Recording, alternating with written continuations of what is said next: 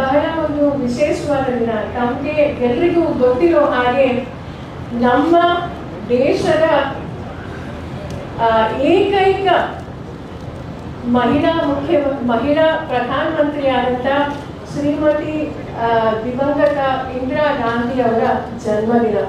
ಅವರು 1917 ಮತ್ತು 19 ನವೆಂಬರ್ ಅವರು ಅಲಹಾಬಾದಲ್ಲಿ ಅವರು ಜನ್ಮ ಆಯಿತು. ಮತ್ತು ಅವರ ತಂದೆ ಎಲ್ರಿಗೂ ಗೊತ್ತಿರೋ ಹಾಗೆ ಸ್ವಾತಂತ್ರ್ಯ ಹೋರಾಟಗಾರರು ಮತ್ತು ನಮ್ಮ ದೇಶದ ಮೊದಲನೇ ಪ್ರಧಾನಮಂತ್ರಿಯಾದಂಥ ನಮ್ಮ ಜವಾಹರ್ಲಾಲ್ ನೆಹರು ಅವರು ಮತ್ತು ತಾಯಿ ಕಮಲಾ. ಮತ್ತು ನಾನು ನಿಜವಾಗ್ಲೂ ನಾವೆಲ್ಲರೂ ಸಹ ಅವ್ರ ಬಗ್ಗೆ ಮಾತಾಡಬೇಕು ಅಂದರೆ ನಮಗೆ ಅಟ್ಲೀಸ್ಟ್ ಒಂದು 3 ತಾಸು ಬೇಕಾಗುತ್ತೆ. ಯಾಕಂದರೆ ಈಗ ಒಂದು US ಅಂತ ಒಂದು ದೊಡ್ಡ ದೇಶ, ಅವರು ಈಗಲೂ ಸಹ ಅವರು ದೇಶದ ಒಬ್ಬ ಪ್ರೆಸಿಡೆಂಟ್, ಒಬ್ಬ ಮಹಿಳೆ ಇನ್ನೂ ಆಗಲಿಲ್ಲ.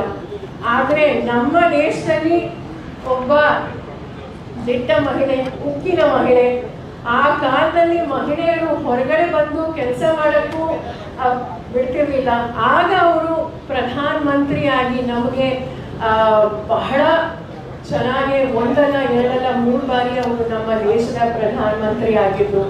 ಇತ್ತಾನೆ ನಮ್ಮ ಮಂಜುಳಾ ಅಕ್ಕ ಅವರು ಹೇಳಿದ್ರು, ನಮ್ಮ ಬ್ಯಾಂಕ್ಸ್ ರಾಷ್ಟ್ರೀಯಕರಣ ಇರ್ಬೋದು, ಗ್ರೀನ್ ರೆವಲ್ಯೂಷನ್ ಇರ್ಬೋದು, ಮತ್ತು ಗರೀಬಿ ಹಠಾವ್ ಅಂತ, ಮತ್ತು ಪ್ರತಿಯೊಬ್ಬ ನಮ್ಮ ನಾಗರಿಕರಿಗೂ ಒಳ್ಳೇದಾಗಬೇಕು ಅಂತ ಈಗಲೂ ಸಹ ನಾವು ಎಲೆಕ್ಷನ್ ಟೈಮಲ್ಲಿ ನಾವು ಹೋದಾಗ ಬಹಳ ಜನ ಹೇಳ್ತಾರೆ. ವಿಶೇಷವಾಗಿ ನಮಗೆ ಭೂಮಿ ಕೊಟ್ಟವರು, ಹಿಂದೆ ಒಂದು ಕಾರ್ಯಕ್ರಮದಲ್ಲಿ ನಮ್ಮ DK ಶಿವಕುಮಾರ್ ಸರ್ ಅವರು ಹೇಳ್ತಾ ಇದ್ರು, ಭಾರತ್ ಜೋಡೋ ಕಾರ್ಯಕ್ರಮದಲ್ಲಿ ಒಬ್ಬ ತಾಯಿ ಬಂದು ರಾಹುಲ್ ಗಾಂಧಿ ಅವ್ರಿಗೆ ಹೇಳಿದ್ರು, ಈ ಭೂಮಿ ನಿಮ್ಮ ಅಜ್ಜಿಯಿಂದ ನನಗೆ ಸಿಕ್ಕಿದ್ದು ಅಂತ. ಸೊ ಹಾಗಾಗಿ ಈಗಲೂ ಸಹ ಬಹಳ ಜನ ನಮ್ಮ ಪಕ್ಷ, ನಮ್ಮ ನಿಜವಾಗ್ಲೂ ನಮಗೆ ಬಹಳ ಎಲ್ರಿಗೂ ಹೆಮ್ಮೆ ಆಗುತ್ತೆ.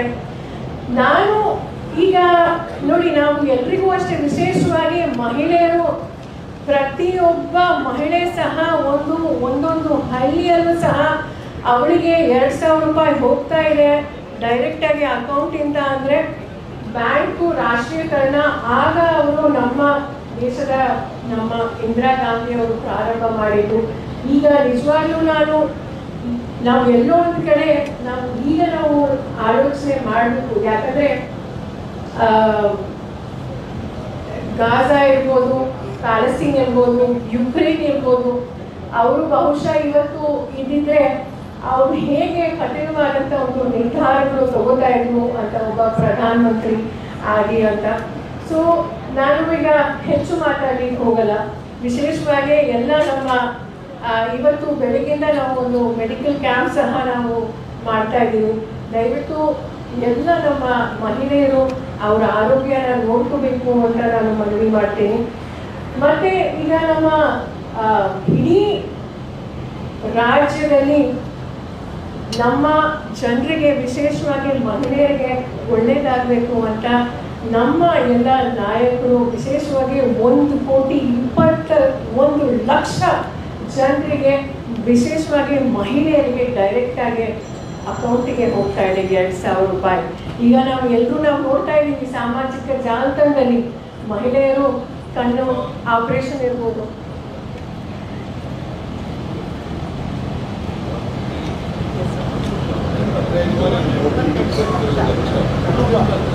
$1,21,00,000 22 ಕೋಟಿ, 22 ಲಕ್ಷ ಮನೆ ಯಜಮಾನರಿಗೆ ಅವರು ಅಕೌಂಟ್ಗೆ ಡೈರೆಕ್ಟಾಗಿ ಹೋಗ್ತಾ ಇದೆ. ಸೊ ಈಗ ಮಹಿಳೆಯರು, ನಿಮಗೆ ಗೊತ್ತಿದೆ, ನಾವೆಲ್ಲರೂ ಸಹ ಸಾಮಾಜಿಕ ಜಾಲತಾಣದಲ್ಲಿ ನೋಡ್ತಾ ಇದ್ದೀವಿ. ಕೆಲವರು ಒಂದು ಅಂಗಡಿ ಓಪನ್ ಮಾಡಿದ್ದಾರೆ, ಅವ್ರ ಸೊಸೆಗೆ ಅವರು ಫ್ಯಾನ್ಸಿ ಸ್ಟೋರ್ ಓಪನ್ ಮಾಡಿದ್ದಾರೆ. ತಮ್ಮ ಕಾಲ ಮೇಲೆ ನಿಂತ್ಕೋಬೇಕು ಅಂತ ಈಗ ಅನೇಕ ನಾವು ವಿಡಿಯೋಸು ಸಹ ನಾವು ನೋಡಿದ್ದೀವಿ. ಒಬ್ಬ ಗಾರ್ಮೆಂಟ್ಸಲ್ಲಿ ಕೆಲಸ ಮಾಡುವ ಒಬ್ಬ ಮಹಿಳೆ ಈಗ ಹೆಮ್ಮೆಯಿಂದ ಸ್ವಾಭಿಮಾನದಿಂದ ಬಸ್ಸು ಹತ್ಕೊಂಡು ಈಗ ಹೋಗ್ತಿದ್ದಾಳೆ. ನಾವೆಲ್ಲರೂ ಸಹ ನಾವು ನೋಡ್ತಾ ಇದ್ದೀವಿ ಈಗ ಎಷ್ಟು ಜನರಿಗೆ ಒಳ್ಳೆಯದಾಗಿದೆ ಅಂತ. ಅನ್ನಭಾಗ್ಯ ನಮಗೆಲ್ಲರಿಗೂ ಗೊತ್ತಿದೆ.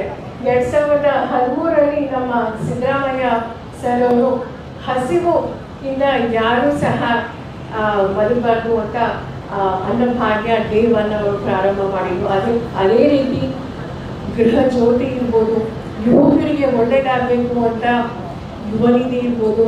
ಅದೇ ರೀತಿ ಅನೇಕ ನಮ್ಮ ಕಾಂಗ್ರೆಸ್ ಸರ್ಕಾರ ಜನರಿಗೆ, ವಿಶೇಷವಾಗಿ ಮಹಿಳೆಯರಿಗೆ, ಯುವಕರಿಗೆ ಎಲ್ರಿಗೂ ನಾವು ಒಳ್ಳೇದು ಮಾಡ್ತಾ ಇದ್ದೀವಿ. ಮುಂದೆ ಸಹ 3.5 ವರ್ಷ ಅದಾದ್ಮೇಲೂ ಸಹ 100% ನಮ್ಮದೇ ಸರ್ಕಾರ ಬರೋದು.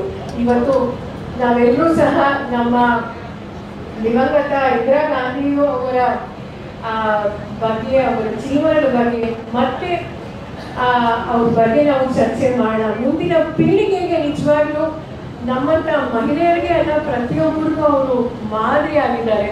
ಸೊ ಈಗ ನಾನು ಹೆಚ್ಚು ಮಾತಾಡಲಿಕ್ಕೆ ಹೋಗಲ್ಲ, ಯಾಕಂದ್ರೆ ಎಲ್ಲ ಹಿರಿಯರು ಈಗ ಮಾತಾಡ್ತಾರೆ. ಮತ್ತೊಮ್ಮೆ ಎಲ್ರಿಗೂ ಧನ್ಯವಾದಗಳು. ಜೈ ಹಿಂದ್, ಜೈ ಕರ್ನಾಟಕ, ಜೈ ಮಹಿಳಾ ಕಾಂಗ್ರೆಸ್.